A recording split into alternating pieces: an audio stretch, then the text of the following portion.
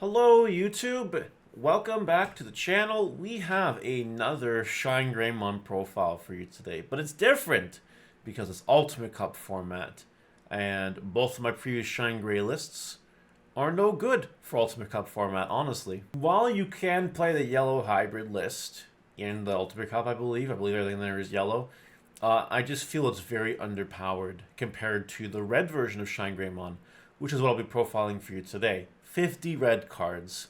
The deck is good.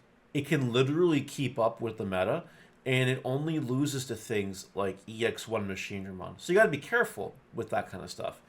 But I feel like the deck has actually a really good shot at taking on the Ultimate Cup. I don't know if I'm gonna call it Tier 1 or anything like that, because people get upset when I call things Tier 1. But I think it is really good. I'm considering playing it myself for Ultimate Cup, and like, I don't play decks unless I think I'm gonna do well. So the fact that ShineGreymon's actually on the table, I do believe in the deck very strongly. So I'm going to go in the deck profile, show you what's different from now to back then. In addition to that, if you haven't watched my ShineGreymon double deck profile video that I uploaded a couple weeks ago, do definitely go and watch it. The reason for that is because it goes into the basic combos of what you need to know for ShineGreymon. And none of that changes with the Ultimate Cup rules. So if you're unfamiliar on how to optimally play ShineGreymon, I think that that is the way to go, if you want my opinion. You should definitely check that out after this video if you haven't checked it out already. And yeah, I'm uploading this because my gameplay video got over 100 likes as requested, and I'm a man of my word. So here's the video. We're doing another ShineGreymon deck profile, guys. Please like the video, comment, let me know what you think, subscribe to notification on Smash Potatoes. That way you know when all these Digimon videos go live. Also, you may have noticed this is a rather late upload. This is a 6 p.m. upload. I'm doing this to convince you guys to tune into my Twitch stream, which will be starting in half an hour from when this video gets uploaded. So by the time you watch it, it might actually be live already. And you'll be seeing decks like ShineGreymon in my Ultimate Cup-based locals. So definitely give the stream a watch. Come say hello to me. Tell me how much you enjoyed the deck. And yeah, let's do it. We are playing red-based ShineGreymon, so we're playing 4 draw a Koromon when attacking, draw a card. If you have a Greymon in name, you will always have a Greymon in name when attacking. Do not worry about it. On to the rookies, we play 4 copies of the new Agumon, the one on play. Adds a Greymon card and a Marcus to your hand. When inheritable, if you suspend a tamer once per turn, do minus 2,000 DP damage to something. Card's pretty powerful, as I mentioned before. Just adding Marcus is super huge value. We play 4 copies of Agumon Next Antibody. It is a dinosaur, which matters, just like this one is. And then on play when they're evolving, you reel top 3 cards out of Greymon. That's all it's going to do, because we don't play X Antibody or Omnimon. So that's all it's there for. Now, what's different from, again, my previous version of the deck, I'm playing 3 of this Agumon, which might surprise you, because this Agumon is not actually a dinosaur. However, when you play it, you get to add a Greymon and a tie card to your hand. We still play tie cards in this deck. So I think it's very important. The inheritable 1000 DP is pretty negligible, not going to lie. It does come up sometimes, but it is really there for the on-play, add a Greymon and a tie. You will very rarely evolve onto it, but it's not impossible either. Then we do play 2 copies of the dinosaur Agumon, the one that gives you 2000 when attacking a player. I hate this Agumon. I don't think it's necessary, because your deck already reduces security DP so much that the extra 2000 does feel just unnecessary. And the only value this Agumon gives you is that it's a dinosaur. So I actually don't like it a whole lot, but I do acknowledge it's good, so I do play 2 copies of it. And 13 rookies, that's way more than enough in a mulligan format. Now I'm on the champions. We play 4 copies of the new GeoGreymon, the one that plays a Marcus for free if you don't have one on board.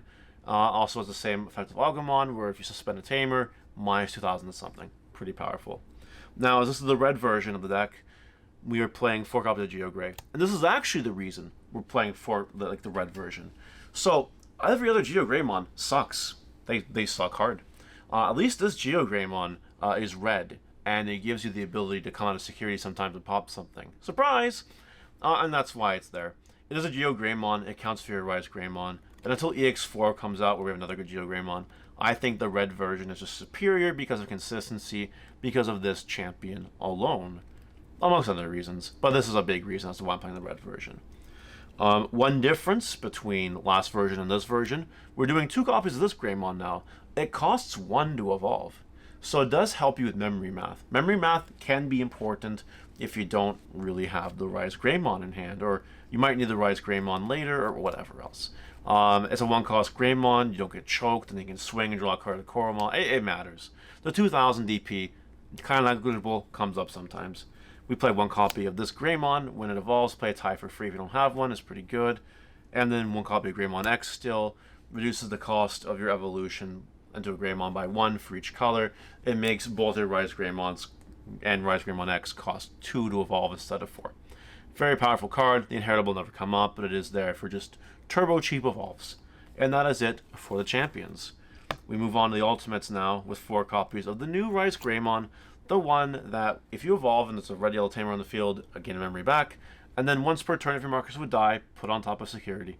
Inheritable does the same thing, so you can evolve over it and keep that effect, retain it, and be safe. Then we play 4 copies of ShineGreymon X Antibody. This card is cracked, it's broken, it's bonkers. When you evolve, you play a tamer.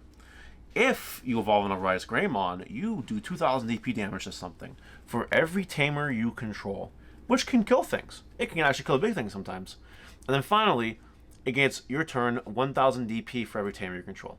So it might actually be a really big beater if you need to be a really big beater. So that's really, really important. And that's it. We don't play any other ultimates. Nothing else to play. We do play 4 copies of ShineGreymon. This is your big boss monster. It gives your Marcus plus 3000 plus security attack. And then when it evolves for 3 on your ShineGreymon card, which, spoiler alert, that's all you play, you Digivolve and activate the effect where something gets minus DP and security Digimon get minus DP, equal number of tamers you have. So this card allows you to make your opponent's security Digimon very low value so that your Marcuses swing uninterrupted with security plus 1 most of the time. And that is it for the Digimon. We move on to the tamers, where of course, gotta play our main man Marcus. This Digimon, at the start of the main phase, becomes a Digimon. This tamer becomes a Digimon by paying 1 memory if you control an Agumon or Greymon card. Again, it's harder to proc this in the yellow hybrid version, which is why we're sticking with red for now. Another reason why we're sticking with red for now. But anyway, when you suspend this tamer, you can evolve one of your cards into a Greymon, a yellow Greymon card, for free. So you can evolve any ShineGreymon, any ShineGreymon for free. The card is pretty broken, and that just punches people for a game. That's what it does. We play 3 copies of Tai and Kari. This does count as a Tai Kamiya, by the way. Don't be concerned with that. At the start of the turn, you gain a memory if you have 3 or less security. You gain a memory if your opponent has 3 or less security. And then your turn suspend to do minus 2000 DP to your opponent's security Digimon. Again, allows you to secure a more safe security hit. And 3 copies of the card is fine. I think 4 would be overkill. On to the final 2 tamers, the same as last time actually. 1 copy of Marcus for the memory tamer, and when you attack with a Greymon, suspend to gain a memory. It's there because it's a memory tamer you can play sometimes with the ShineGreymon. And we play the Tai. 1 copy of it for the security plus 1, and you can play for free with the Greymon sometimes. But the security plus 1 comes up on the ShineGreymon stack, which is usually pretty big because it has tamers. Also ShineGreymon for the attacks. Yeah, it's not going anywhere. So these 2 checks are likely sticking. So it is pretty valuable, honestly. Both these tamers are. So 1 copy of each is fine. On to the final 4 cards of the deck. 4 options. We're still on 3 Shining Blast. Shining Blast is a very powerful card. If you activate it, you play Marcus for free, and then you get to do 2000 damage to 3 opponents' Digimon for each tamer you have. Widespread DP reduction is pretty powerful. It can pop some boards. And then the 1 copy of Sunrise Buster. It's just better. It doesn't do widespread burn, but it is 3000 for each tamer. You can play any tamer you want before playing this card, but before doing the DP damage. So all in all, that's Red ShineGreymon. I believe is the version to play if you want to participate in Ultimate Cups and have a fighting chance. And that's it for the deck profile. Alright, that's it. That's the ShineGreymon deck. As you can see, not a whole lot of changes between this red version and the last red version, assuming you watched the last video. But it is very good, and again, I do vouch for the deck strongly. I think this deck has what it takes. You guys let me know anything in the comment section below. Hopefully see you on stream, and if not, see you later. Bye!